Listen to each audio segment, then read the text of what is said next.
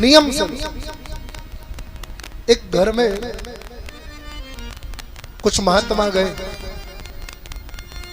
महाराज उस घर का जो नौजवान बालक था बड़ा पापी था, बड़ा अनाचारी था, बड़ा नास्तिक था, वो धर्म को नहीं मानता।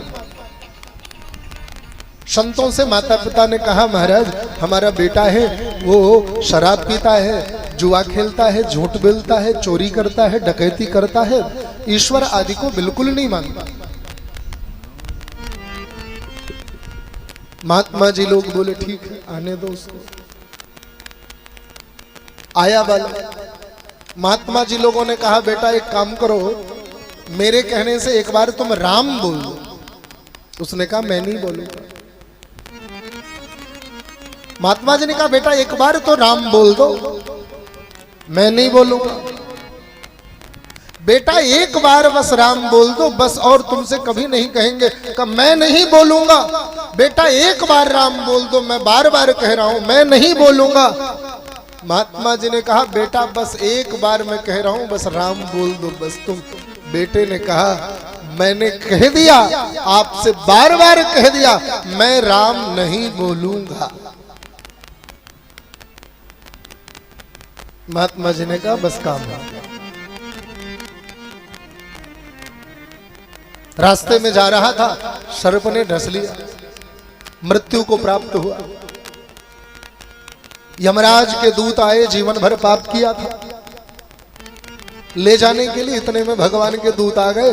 एक बार राम नाम बोला था, बोले ये हमारे कस्टडी में आएगा। यमदूतों ने कहा महाराज इसने जीवन भर पाप किया है।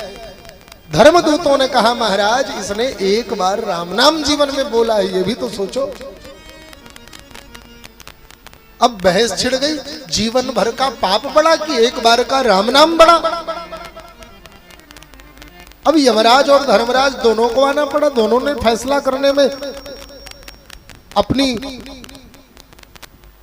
निष्क्रियता जताई, असमर्थता जताई। सप्त ऋषियों को बुलाया गया। सप्त ऋषियों ने कहा महाराज हम तो राम नाम जपते हैं, लेकिन हमसे अधिक राम नाम जपने वाले महादेव है। महादेव जी को बुलाया गया। महादेव आए। महादेव ने कहा भाई देखो एक बार राम नाम की महिमा क्या होती है और उसकी महिमा कितनी बड़ी होती है तो मैं भी नहीं बता सकता। फिर कौन बताएगा? बोले ये तो स्वयं रमापति राम ही बताएंगे। कहाँ मिलेंगे? बैकुंठ में मिलेंगे। बैकुंठ में उनको बुलाया जाए। बोले अरे क्या पागल हो, इतने वीवीआईपी व्यक्ति को यहाँ बुलाओगे? उनके पास खुद चलना पड़ेगा। हाँ, उनके पास इतना समय नहीं है कि वो आएंगे और तुम्हारा निपटारा करेंगे और चले जाएंगे। सब लोग चलने लगे। वो बालक सारी लीला देख रहा था। उसने कहा रुकिए, क्या हुआ? बोले महाराज आप सब जा रहे हो, मुझे विश्वास कैसे होगा कि वहां से लौटकर आने के बाद जो निर्णय आप हमको दोगे वो निर्णय भगवान राम ने ही दिया है, शिव लक्ष्मीपति ने ही दिया है। इसका भरोसा कैसे होगा? बोले हम पर भरोसा करो। बोले बिल्कुल नहीं है। जो देवता राम नाम की महिमा स्वयं नहीं जानते वो देवता भरोसे के लायक नहीं है। हम आप पर भरोसा नहीं करते। बोले फिर? बोले हमको भी ले चलो। बोले इसके लिए तो तुझे मरना पड़ेगा। बोले महाराज मैं मरूंगा तब ना जब मेरा फैसला होगा। मैंने राम नाम का फल कितना कमाया तब ना मरूंगा। बोले नहीं, सशरीर नहीं जा सकता बैकुंठ।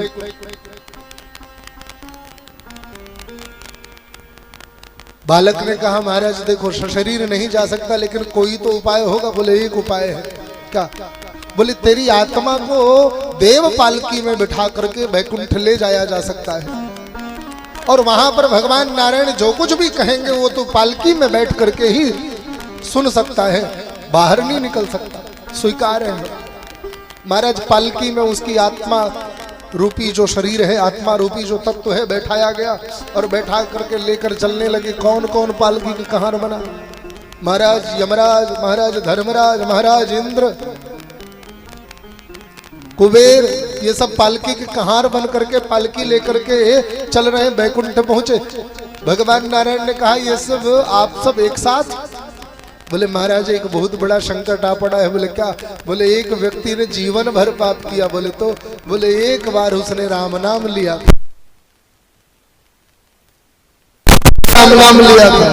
महाराज इसका फैसला नहीं हो पा रहा है कि एक बार राम नाम लेने का फल क्या होता है, इसलिए हम सब आए हैं।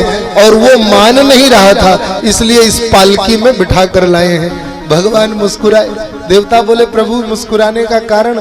बोले बहनों नहीं जान पाए कि एक बार राम, और कुबेर बनकर चल रहे हो, उसके एक बार राम नाम लेने की महिमा का बखान कौन कर सकता है महाराज?